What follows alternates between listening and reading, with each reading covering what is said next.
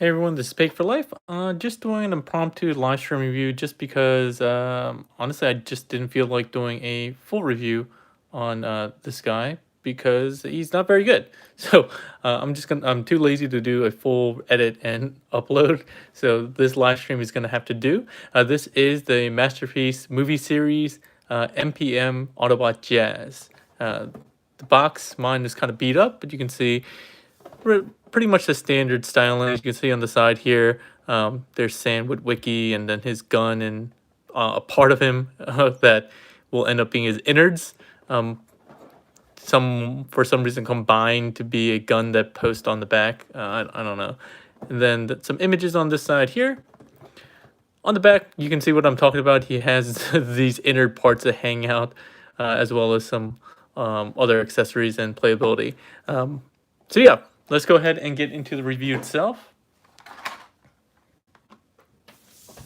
Oh, T-Man randomly showing up. So NPM Jazz, the instructions are terrible. Let's just be honest. The NPM instructions have always been pretty bad. First party instructions have been always pretty bad. Some of the stuff was not clear, and I actually had to look up one section that I thought I was doing wrong on MGo's video because it didn't seem like it wanted to move. In actuality, it was just stuff getting in the way. But here is Jazz. Here is this Spike figure, if you want to call it a figure. Not really a figure, it's just him, a little statue. Here is his blaster slash shield and the spinal cord attachment. So real quick, for some reason they thought you needed to have weapon storage for the spinal cord accessory. So you can just tab it in here, and there's a little hooky piece here you can see that kind of clips onto the middle of the spoiler on the back, but on the front side, not the back side, which is kind of awkward because this spoiler, the spoiler, annoying. And again, this piece, if you need it, there you go. So we'll put that off to the side, put him on the side there. When I look at this, it makes me look like he's like a delivery guy trying to deliver a package, but obviously it's a Spark.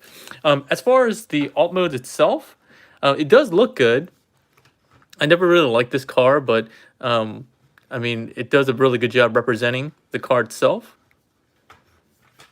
The paint has not been holding up well at all. There's some scratches here and there just from the kind of annoying transformation that he has.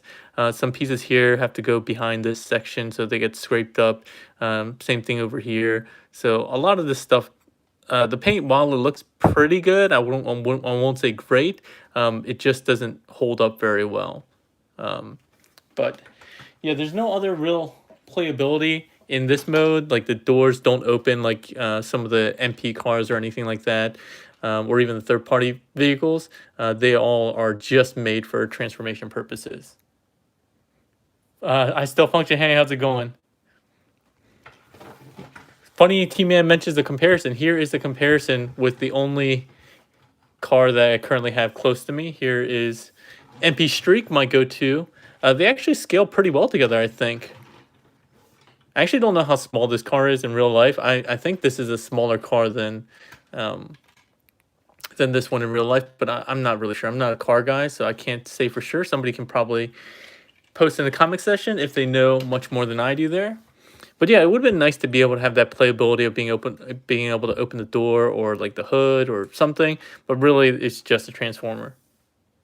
Yeah, so a lot of people thought he was going to be tiny. The Studio Series one was super tiny. Hey, Andy, how's it going? It was super tiny, and people were saying it looked in robot or alt mode. It looked almost like a Legends figure as opposed to a deluxe.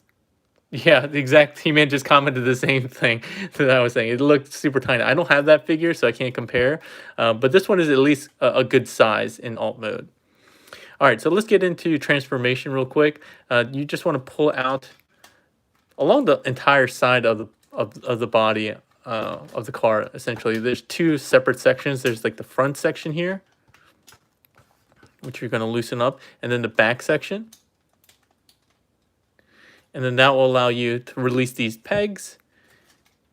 Release this up here, and this is all kind of mostly going to be the backpack. you're going to want to kind of snap this in half. It's on a double hinge. It will come up. This part here will come back, and you can see this the rear windshield window will come up, and you're going to come up like that. So this all collapses kind of together. There we go. This piece, the spoiler, like I said, folds back. It's going to fold forward and clip onto this portion. And we can do that later, but we can do it now as well. So might as well do it now. These wings will fold up, angle them however you'd like. I like dealing with the lower body first, just because it's just easier to deal with. Overall, it's pretty simple. So for the legs, you want to move this part out of the way, the rear of the car. You want to bring all this down and kind of straighten it out. You'll see a small tab. When this swings around, it will go into what is kind of the shin portion, and you want to tab that in. One side of mine doesn't really tab in that securely. This one does. I think this is the left leg. It does. The other side, it doesn't even feel like I'm doing anything there. So this one will fold all the way down. This is on a double hinge, which will kind of tab. A lot of these tabs here are not true tabs. They're just kind of like hollowed out sections, so they just more like sit in there. They don't actually do a nice hold, and that's one of my major complaints about this figure. This wheel well piece is on a double hinge. You're going to shift that up so that it pegs in there, and then you're going to fold this tail light piece down. This die cast piece here is on a hinge. It just swings forward, and this piece will come back, and it has a small tab. This is soft rubber. It tabs into the die cast toe piece. And that's really it for the leg. The only thing you need to do up on the hip is bring out the hip skirt just a bit, and then bring out the hips. And that's it. So same thing on the other side, super simple. Bring this down, bring the leg down, bring the wheel to the side so that you can go ahead and peg this in. And again, this side, like I said, doesn't really peg in at all. It feels like no friction on this side. So kind of disappointing there. Bring this down. This double hinge, again, will sit in that area. Double hinged up. And this figure does have a whole lot of double hinges across the board. And it makes for kind of annoying transformation pieces in some areas. And like the hips, they're too loose with this set of double hinges. They don't like lock up or anything like that. And they're not even ratcheted, even though they have like ratcheting kind of molds in there. And nothing's ratcheted, so there we go. His lower body is complete. His upper body, we'll go ahead and just get the arms out of the way for now. What we need to do, and this was the confusing part that I couldn't figure out just on the instructions. So there's two rotations here. There's one at the base that rotates this whole section, including the hood. And then, so you're going to want to rotate that. But then there's a separate swivel that is only for this top section here, for like the bumper and the arms. So you want to get this out of the way, and then you can just kind of swivel this around. Just be careful where you're swiveling. And I kept getting to this part where it was not getting through. And I was like, I'm going to break something. But it's actually just bad clearance issues that happen here. Be careful with these little kind of, they look like antenna pieces. They're not antenna pieces, but they are actually articulated. If they get down and out of the way, down and in the way, that could also cause it. So I had to look up MGo's video and check it out and see what I was doing wrong. And it was just that things are just not very well toleranced here. So once you get that done, you can bring the hood, and that will form the underside of the torso. And on this set of double hinges, again, a bunch of double hinges, this is going to come up, and these kind of two gray pieces will kind of clip onto the side here. And the instructions say that these clips will actually like kind of peg into this section. There isn't really a peg on either side of these. You can see there's like a small nub. I don't even know that you could call that a peg. Yeah, T-Man, those collar pieces, they just look like antenna. But yeah, we'll mess with them later. They got a little bit of articulation. But like I was saying, these are supposed to kind of like quote unquote peg into this indent here. And again, it doesn't do that. So you'll find this coming apart quite frequently. Oh, and then you have these two pegs that will come into this kind of cylindrical section here. And I wish that all held together a bit better. It just really doesn't. Coming around to the backpack, you're split these kind of hooky pieces and angle them however you'd like. And now with the backpack that was already fully transformed, you have one set of tabs that will go into the slot here. And that's it. I guess we'll go ahead and finish off with the chest first with his little dumpy looking face that's on his grill. So you're going to pull this grill down with the, I guess the front spoiler, I forget what they call it. And then you're going to want to push the eyeballs in. And you can make him happy or sad. Happy or sad. But I guess he should be a little bit more happy. Maybe when he's torn in half, he can be sad. But that's all you do with that. With the arms, you're going to want to bring this set of double hinges up like that. You want to bring this section down on its double hinge. And then this double hinge on the shoulder will bring it all the way up and in place. So when you're bringing this around, it's kind of a weird situation here. You want to bring this all the way around to the point where it's like 90 degrees with the rest of the arm. So you can see it's making an L shape. And then you bring this around and down. And you close this up, and there has this little clear piece goes into this diagonal slot here. And you just want to make sure it's all closed up. And then you have his weird claw-like hands. He reminds me of, T-Man should know this. It reminds me of the claw game that's in Link's Awakening. If you guys are playing that game, the really crazy claw game there where you can get like hearts and stuff like that. So it looks like that. Hopefully it holds on to stuff better than that claw in that game. But there we go. Same thing on this side. We're just going to double hinge all this up. The clear tabs aren't bad because they're not, again, like on this figure, when I say tabs, I use that term super loosely because it's not really a tab. They're just, I'm just going to sit in here and pretend like this is going to hold. But for the most part, it doesn't. This one actually does kind of hold okay. But yeah, they're like, we're going to do half of a tab. All right, there we go. I think we've got all that. And then as far as the head goes, those collar pieces, you want to spread those out because the head is hidden right here in this whole panel. Lift that panel up, get the head down, and then you can angle these. They're on ball joints, so you can actually get some cooler angles. So let's see, am I missing some comments? 9 MPM so far, 2 released 2 years, 7 in the past couple of years. Yeah, so this is it. This is him in robot mode. And he is kind of floppy. I guess the shoulders, this is the other thing that they don't really explain. So there's a tab on the shoulder, and there's also, again, a half tab or idea of a tab in here. But I don't think you actually want to use it for this mode. I think it's only for car mode. Because if you push that all the way in back there, then you get like no real articulation at all. Like his body goes in too tight. So I think that's really only meant to hold stuff in place for car mode. But he has a set of oh, surprise, surprise, double hinges for shoulders. The frustrating part is there's 2 rotational joints in here, one at the base of the shoulder and one at the actual wheel itself. And you got to make sure you have this oriented the correct way to get it transformed and tabbed into place for car mode. But yeah, overall, I mean, I don't know.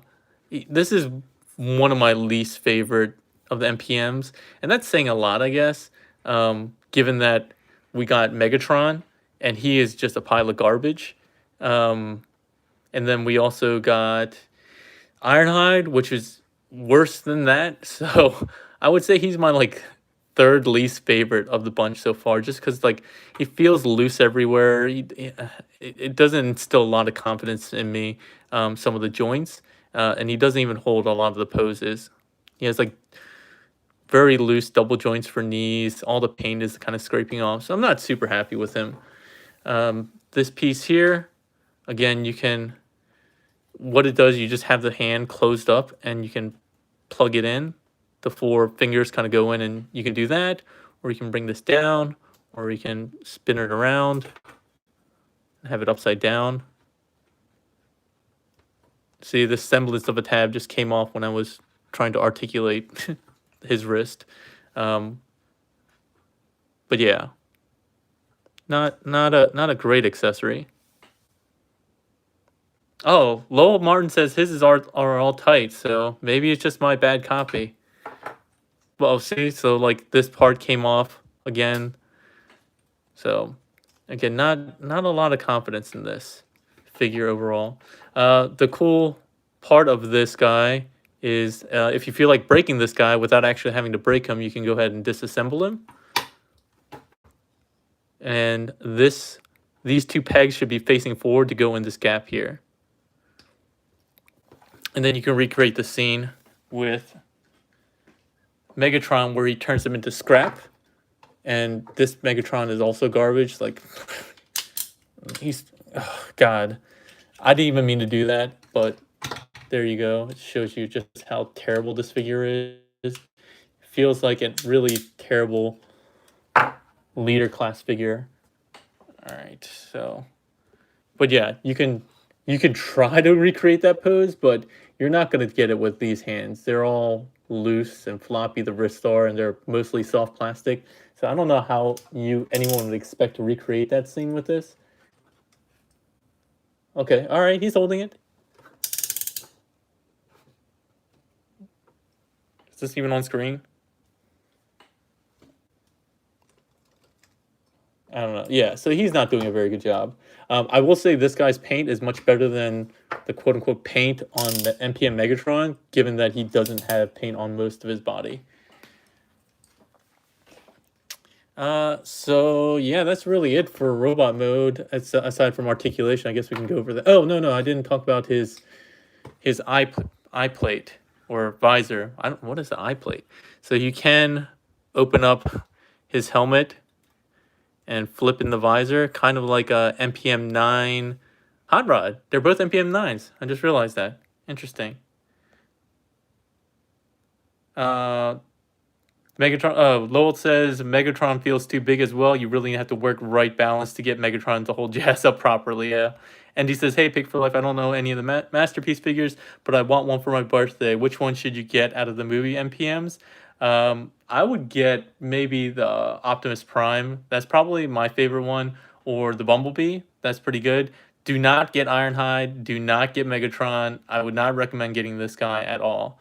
No, sorry, T-Man, I'm doing articulation. So I got to go through that. So with his visor up, he looks kind of weird, so I wouldn't recommend it. And it's Jazz, so Jazz should have his visor, if you can reach in there and get it. All right, articulation-wise, his head is on a swivel, and that neck panel, which can move a little bit if you really wanted to. I thought it was a ball joint, but it's just looseness. He actually doesn't have a bobble itself, and if you look in here, you can see it's a swivel. His shoulders, those double hinge, does give him a bit of a butterfly action. And then again, he does have 2 rotational joints at the shoulders. You can hold one in place. They both serve the same exact purpose. He can't really go out to the side all that much unless you make use of that one of them. And again, just because they're both about a 90-degree elbow bend, his fingers are pinned and have two pins on each finger or each claw piece. He doesn't have a wrist swivel, but he does have a pivot, which is mostly used for transformation, but at least he has it. And do you really need a swivel since given it's symmetrical everywhere? Yeah, the Camaro Bee is good. I like the Bee. The Bumblebee movie Bee is not very good. But if Andy, if you're gonna get a quote unquote masterpiece movie figure, do not. I would go for one of the third party ones. Like the Lockdown's really good. The Last Night, is it Last Night? Which one was it? I think the Last Night Optimus from Unique Toys, or maybe it was DX9. The Unique Toys slash DX9, they're like sister companies. Their movie figures are way better, and I'll show off some of those in comparison with this guy in a bit. But sorry, got distracted. He does have a waist swivel. He doesn't, I don't think he has an ab crunch. I guess he wouldn't since he has that weird thing. His hip skirts can get out the way. He can swivel up like that, back. And again, he has double hinges, so you can get a little bit of weird articulation there. He does have a thigh swivel, double jointed knee bends, and then he has a little bit of a pivot there and tilt here. He doesn't really have a heel, but he does have this weird toe claw thing on the side that you can swivel around a bit, and then his wheels can move. So I think that's it for articulation, unless I missed something.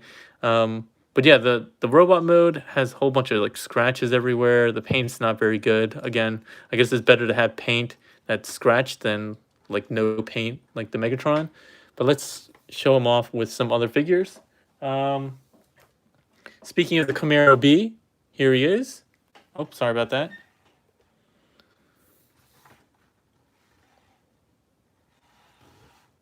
So he's kind of small. I didn't realize he was supposed to be so small, but honestly, I wasn't really paying attention to Jazz in the movie. He was only in it for like a couple scenes, and then he dies. So, and unlike Optimus Prime, he doesn't have the magical ability to come back to life. Here he is with I think DX9's Lahir, their hot rod, and this is just oh, I'm sorry. Sorry, I forgot which figure I was doing a review on. So bringing back in the figure we're actually reviewing, this is him with Hot Rod. And you can see just how much nicer this paint looks here. It's nice and glossy. Cleans up really well here. They did some magic on engineering. So Andy, please don't. If you're only gonna get one figure, I would go third party and get one of those. Like Lahir's pretty good. I don't think he's like the best.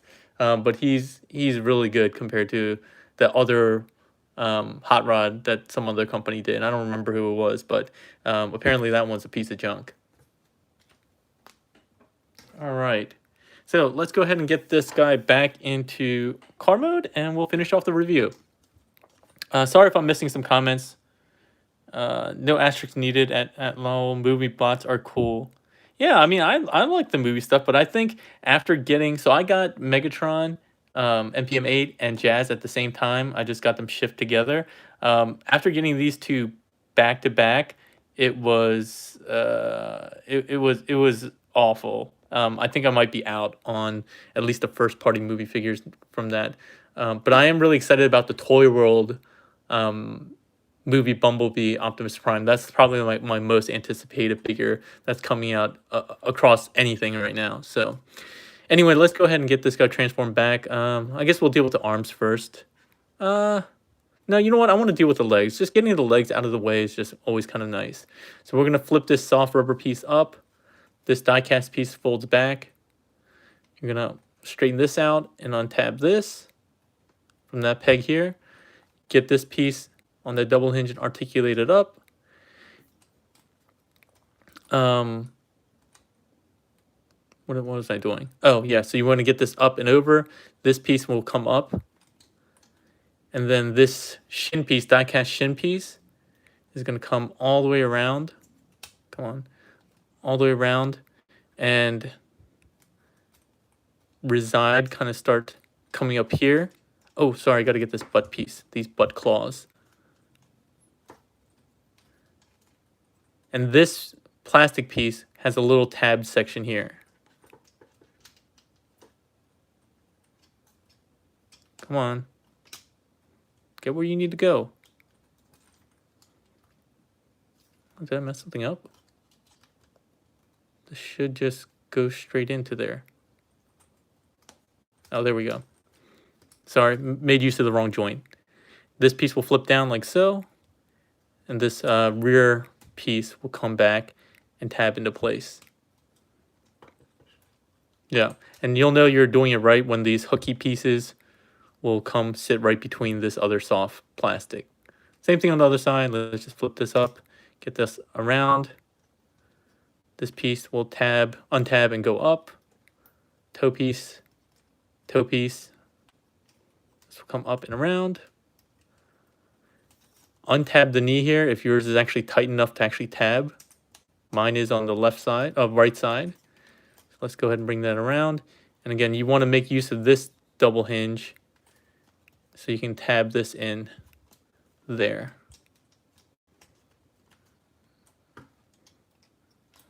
All right, get this down, get this rear piece, rear and bumper piece together like so, and we're just going to keep them situated like this. You don't want to tab them together because you're going to actually need to do that with these pegs on the back of the I guess trunk and top of the car essentially. All right, bring the legs down though. You can do that, and you can fold these hip pieces down as well. So this is what he looks like there.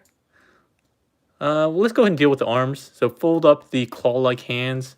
You're going to pull this up and untab this, bring this all the way around, bring this around like this, and bring this series of hinges all the way back. And that's going to sit on the wheel eventually. These pieces, double hinge down to make up the side of the car, double hinge down again. Bringing this set of hinges down as far as you can is necessary so that when you bring this piece to tab in here, everything will be situated correctly. And then this clear piece will, quote unquote, tab into there. And you want the hand claw thing bent down like that. So normally it's like this. For robot mode, you want to bend it down. Also, so you can't see it in the window. And like I said, this piece will come down like so. And you'll see how that makes up the side of the car. Again, the thing to be careful of is when you bring these down, these shoulders down, that this tab piece has to be facing, I guess, down if it were in robot mode. Sorry, not down. Towards the back when you're in robot mode, because that's going to, quote unquote, tab in there. So just have it aligned so the tab's facing that way along with the rest of the car. And once we straighten it out, it'll be facing the back of the vehicle. So same thing on this side. Open this up. Get this wrapped around. Open these side pieces. Tab those in. Tab that silver bit in. There we go. This piece will come to the front, form the wheel well. And again, making sure that that inner rotational joint is in place. All right, so we're getting close. Open up this top panel to hide the head. Swing that back in, close that back up. When you adjust these collar pieces, make sure they're almost like straight, like this, as straight as possible. I mean, it's still kind of peaked up here in the middle. Again, that will help you with any kind of clearance issues that you're going to have when we're doing that rotational joint. All right, so let's deal with the midsection, untabbing all this, bringing out the hood. All right, so we're going to rotate twice, remember? So there's the entire upper body, including the hood, the top portion without the hood, just the arms and the bumper. There we go.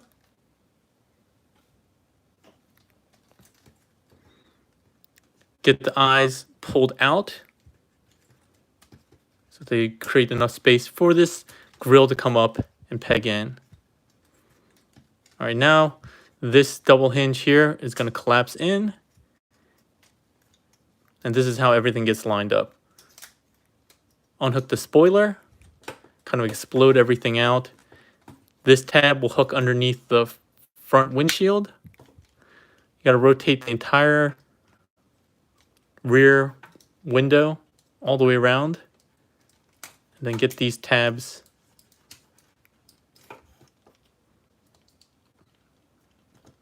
there we go.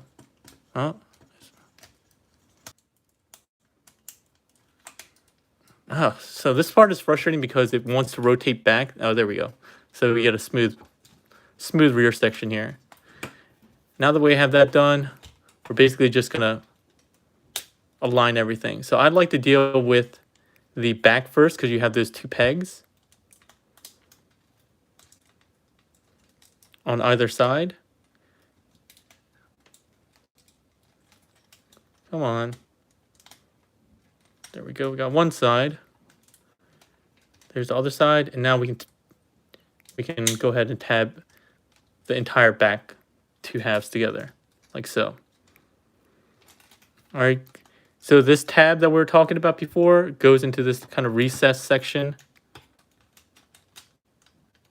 It doesn't really quote unquote tab, but again, it sits there and it gives you a little bit of alignment control with the front section that you just kind of push in. You might need to pull out that front headlight to get everything to tab in correctly. This wheel well for me ends up needing to be adjusted, but there we go. It does clean up quite well once we're there. And again, making sure that this is not rotating incorrectly. It is a bit finicky, but say compared to Fans Toy Spoiler, it's not as scary in some places. And as T-Man's review said, you don't need a spudger to get this all working or apart.